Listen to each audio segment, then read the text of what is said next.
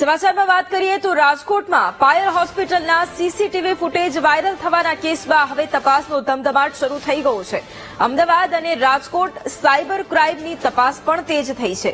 પોલીસે ડોક્ટર અને હોસ્પિટલ સ્ટાફની પૂછપરછ કરી છે। ડીવીઆર અને સીસીટીવી ફૂટેજ કબજે કરવામાં આવ્યા છે। પોલીસે તપાસ કરતા બે શંકાસ્પદના નામ પણ સામે આવ્યા છે। પોલીસ હાલ ટેકનિકલ પાસાઓની પણ ચકાસણી કરી રહી છે। તો રાજકોટમાં જે પાયલ હોસ્પિટલ આવેલી છે તેના સીસીટીવી ફૂટેજ વાયરલ થયા હતા અને તેને લઈને હવે તપાસનો ધમધમાટ પણ શરૂ કરવામાં આવ્યો છે। અમદાવાદ અને રાજકોટ સાયબર ક્રાઇમની તપાસ તેજ થઈ છે। પોલીસે ડોક્ટર અને હોસ્પિટલ સ્ટાફની પણ પૂછપરછ કરી છે। ડીવીઆર અને સીસીટીવી ફૂટેજ પણ કબજે કરવામાં આવ્યા છે। જે પણ શંકાસ્પદ નામો અત્યારે સામે આવ્યા છે તેમની પણ તપાસ કરવામાં આવી રહી છે અને પોલીસ દ્વારા હાલ તમામ ટેકનિકલ પાસાઓ પણ ચકાસવામાં આવી રહ્યા છે।